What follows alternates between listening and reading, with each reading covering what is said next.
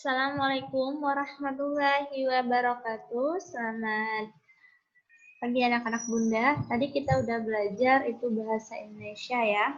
Hari ini Bunda akan menjelaskan pelajaran IPA. Kelas 6 kita masuk tentang apa ini ya? Tentang komponen listrik dan fungsinya. Hari ini kita belajar tentang komponen listrik dan fungsinya. Kalau kalian ada buku, silakan buka bukunya tema pembelajaran 3 dan 4 di buku 6C ya. Komponen listrik dan fungsinya. Apa itu pengertian listrik? Listrik itu adalah energi yang sangat dibutuhkan masyarakat saat ini ya.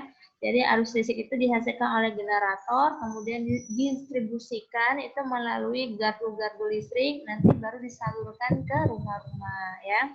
Jadi energi listrik itu dia bisa menghasilkan nanti ada energi cahaya, energi gerak, energi panas. Kalau energi cahaya itu biasanya sumbernya dari televisi, dari energi listrik menuju ke energi cahaya. Jadi TV itu selain energi cahaya, dia juga ada namanya energi bunyi ya. Tapi energi bunyi. Sedangkan energi gerak itu biasanya terdapat pada blender, ya kan dia energi gerak ya, atau mixer, dia dari listrik menjadi energi gerak. Dan tadi juga namanya energi panas ya, seperti digikom, nah itu termasuk energi panas.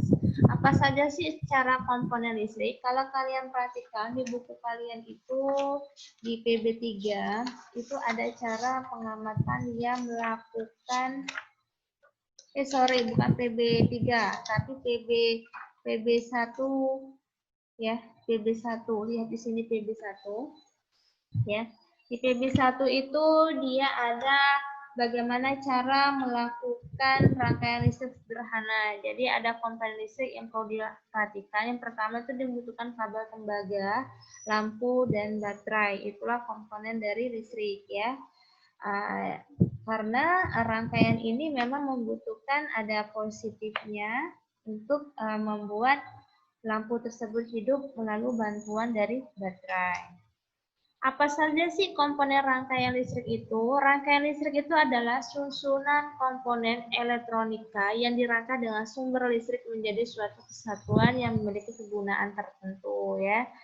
Jadi dia selain ada komponen listrik secara pembuatan rangkaian sederhana, dia juga ada namanya rangkaian seri, rangkaian paralel, rangkaian campuran. Rangkaian seri, lihat ini, dia hanya satu garis ya, satu kabel. Di sini ada dua buah lampu. Jadi ketika satu lampu ini padam, maka satu lampu ini akan padam ya. Jadi rangkaian seri itu bisa kalian lihat juga di buku kalian. Itu ada gambarnya ya. Sudah Bunda berikan contoh gambarnya. Itulah gambar rangkaian seri ya.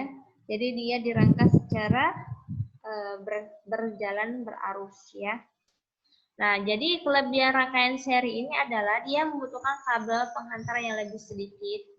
Biaya yang membuat rangkaian itu lebih murah. Jadi kalau rangkaian seri ini biaya dalam membuat rangkaian itu lebih murah ya. Kekurangannya itu adalah jika salah satu lampu ini padam, maka lampu satunya pun akan padam.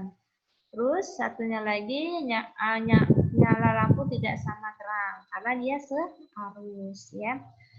Biasanya kalau kita buat kayak lampu dari rumah kalian dibuat seperti rangkaian seri, maka kalau satunya lampunya padam, satu lampunya pun akan padam.